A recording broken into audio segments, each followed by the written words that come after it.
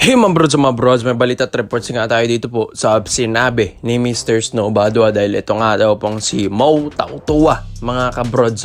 Ito ay mati-trade na rin. Yes, ito nga sabi rin sa reports and rumors na itong si Mo ay unti-unti na rin talagang tatanggalin nito ng SMB. Pero ito nga ayon din sa sinabi ni Mr. Snow Badua, player na may balbas, marapit na rin magkaroon ng kakamping may Aaron ding balbas. Ito na sinabi rin niya sa huli, Mo wala Messi. So mga kabrods, Mo Tautua and Maverick Messi mga kabrods, ito na nga, magsasalpukan na rin sa Terra Firma Jeep. So sabi nga rin sa reports and rumors na mapupunta na ng Terra Firma Jeep, ito pong si Mo Tautua. Pero may mga reports and rumors din tayo na may twist din na hindi rin pala ito pong si Mo Tautua ay magiging kakampi niya si Maverick Messi. Meron din itong mga issue rin na trading din ito mga kabrods. Well, alam din naman natin na ito pong si Mo Tautua one of the best big na rin naman ito sa SMB. Pero syempre, pag ikaw ay alam ng SMB na ito medyo kailangan ka ng i-trade, kailangan ka na ng management gamitin sa trade asset or gawin kang trade asset para nga habang mataas pa yung value mo, makuha nila yung maayos na player. Kaya ito mga kabrods, ayon din sa reports and rumors na ito pong si Mo Tautua ay trade kay Maverick Messi. Kahit sabihin natin na sinabi ni Mr. Snow Badua na mayroon ding balbas magiging kakampi niya, pwede rin yung Stanley Pringle mga kabrods.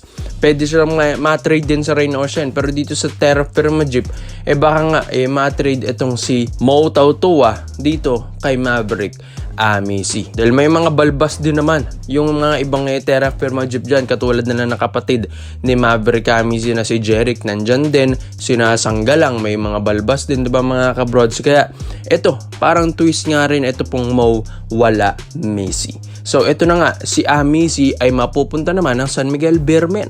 Yes mga kabrods, alam ko kaka-trade lang ito ng Barangay Nebra San Miguel dito sa Terra Firma Jeep, pero hindi pa nga nagde-debut game. Ito pong si Maverick Messi, baka isa ito sa mga dahilan kung bakit hindi pa ito nakakapaglaro sa Terra Firma Jeep, dahil nga ito ongoing pa yung trade na ito, hindi pa tapos ang trade na ito mga brods. Kumbaga dadaan lang pala ito ng Terra Firma Jeep at ito paglalaruin sa San Miguel Beermen. Yes mga kabrods, tinapon ito ng Hinebra dahil syempre may balat nga daw sa pet si Maverick Messi. Kaya hindi pa nakakapag-champion ulit ng Barangay Nebra San Miguel since nakuha nila si Mav. Pero ito nga sa SMB, alam nila kung paano gamitin ni maximize ang talento ni Maverick Messi. One of the best scorer ito dati ng Alaska and Converge mga kabrods, pero nawala yung laro niya sa Barangay Nebra San Miguel. Gustong ilabas ito ni Coach Leo Austria yung laruan nito ni Maverick Messi dahil alam nila na malakas din naman talaga yung player na ito. Kailangan ng talagang i-maximize mo mga kabrods yung talent ni Maverick Messi dahil alam nila na meron pa talagang ibubuga. Ito pong si Maverick Messi, biro yung ganda ng tambalan na niyan. CJ Perez and Maverick Messi, and one of the best scorer na magsasama sa isang koponan. Tapos may Chris Miller pa sila dyan, di ba mga kabrods? Kaya ang lakas ng SMB kung tutuusin nito. Pero syempre, medyo malaking kawalan nga lang din na yung big man yung papakawalan mo para sa isang point guard. Mga kabrods, siguro nga meron din itong i-add na bigs. Ito pong Terra Firma Jeep, parang hindi ganun kasakit para sa SMB ito na mawala si Mo Tautua sa kanila. Pero Maverick Messi na yan, lakas na yan. Halos kasing value niyan ni Mo Tautua mga kabrods, kaya pag-iisipan pa ito ng SMB. Kaya ikaw mga kabrods, sa tingin nyo babagay bang Maverick Messi sa SMB at tama lang ba na bitawan ng SMB si Mo Tautua? Komento mo lang pag dito mga brods at isa-isa natin yan. Dito naman po tayo sa kabilang balita naman natin mga brods, Brandon Ganuelas Roser. Ito nga naman mga kabrods yung isa sa mga nare-reports and rumors na gustong kunin naman ng Barangay Nebra San Miguel. Sino ba namang hindi makakagusto sa big man na ito ng TNT Tropang Giga? Ang lakas naman din kasi ni BGR.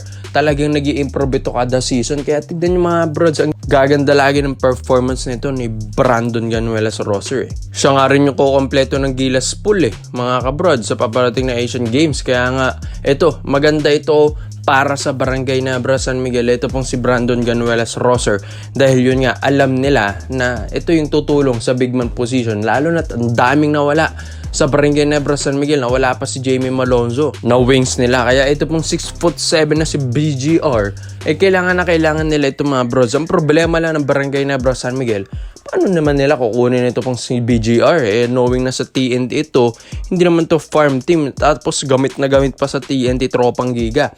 Ito nga mga bros, may reports and rumors din tayo na offer ng maayos ito ng Barangay Nebra San Miguel. Yes, offer nila ng maayos para nga hindi ito maging komplikado na hindi ibigay ng TNT. Alam din naman natin ng Hinebra, once na magustuhan nila yung player, talagang ipupush through nila ito.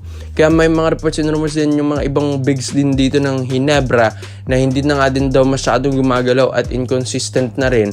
Ito yung i-offer nila kay BGR kung papayag ang TNT dito mga kabrods. Pero syempre, yung value rin kasi ni BGR medyo tumataas na rin mga kabrods. Kaya kailangan ng Hinebra na maayos din ang offer nito. Siguro nga ako yung number 1 pick na nakuha nila dun sa Terra Firma kay Maverick Amisi, baka ngayon yung i-offer nila kay BGR sa TNT tropang giga, dahil gusto nga rin ng Hinebra ng pang mabilisang line-up na, yung pang malakasan na ngayong season, dahil gusto nga rin magkampiyon na ng Barangay Nebra San Miguel. Hindi na nila iniisip pa yung mga future draft picks na yan, dahil gusto nga nila gawing trade asset yung picks na nakuha nila sa Terra Firma Jeep. Kaya ito mga kabrods, ito pong si BGR naman, kung mapunta naman sa Barangay Nebra San Miguel, ang dami rin matutulong nito.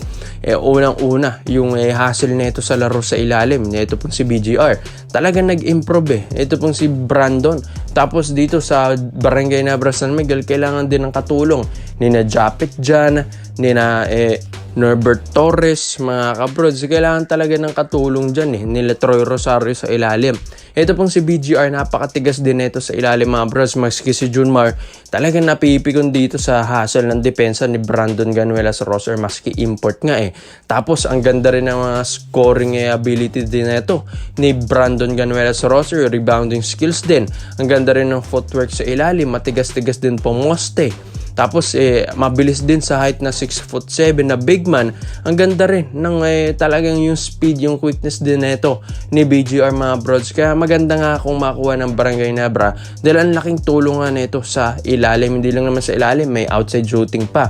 Ito pong si BGR. Kaya nga maganda para sa Barangay Nebra San Miguel ito. Kung gusto nilang mag-champion ngayong season, lalo na't magpapasko pa, kailangan din mabigyan ng fans ito pong Barangay Nebra fans ng maayos na performance ng Barangay Hinebra San Miguel. Pero yan, 3 years na silang di nagcha-champion.